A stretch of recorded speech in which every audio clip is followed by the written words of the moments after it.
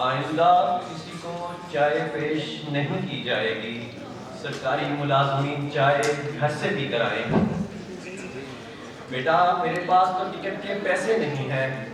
ماں جی ٹکٹ تو ضروری ہے، لیکن آپ کے پیسے میں دے دوں گا تاکہ وطن کو زوال نہ آنے پائے۔ ذرا سنیے تو، کامن پن نہیں ہے تو ہم کانٹوں پہ گزارا کر لیں گے۔ علی وقار یہ ہے وہ وطن جو آج ہمیں چلا چلا کر کہہ رہا ہے، وطن کا پاس تمہیں تھا نہ کبھی ہو سکے گا کہ اپنے جس کے بندے ہو بے ضمیر ہو تم۔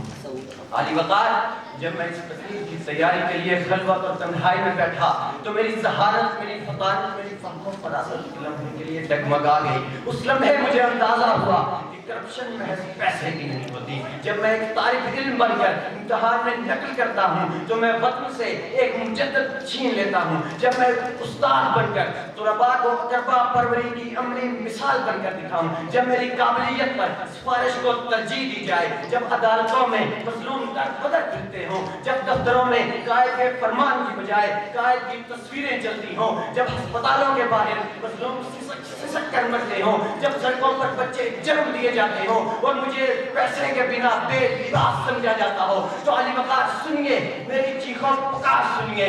میری غربت نے اڑایا میرے فن کا مذاق، تیری دولت نے تیرے عیب چھپا رکھے۔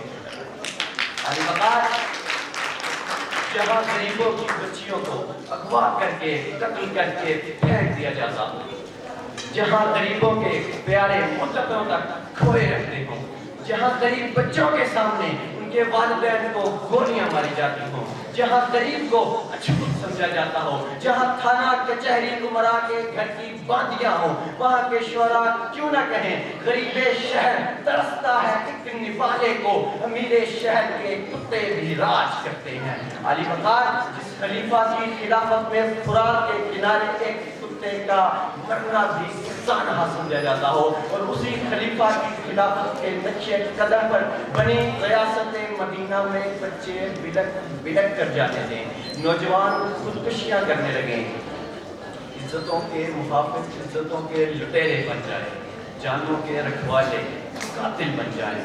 تو علی وقار سنیے، ریاست مدینہ چلا چلا کر کہتے شاہ بکتے ہیں، فقیر بکتے ہیں، یہاں صغیر و کبیر بکتے ہیں، کچھ سرے عام کچھ پسے دیوار، اس شہر میں ضمیر بکتے ہیں، یہاں تہذیب بکتی ہے، یہاں فرمان بکتے ہیں، ذرا تم دام تو بدلو، یہاں ایمان بکتے ہیں۔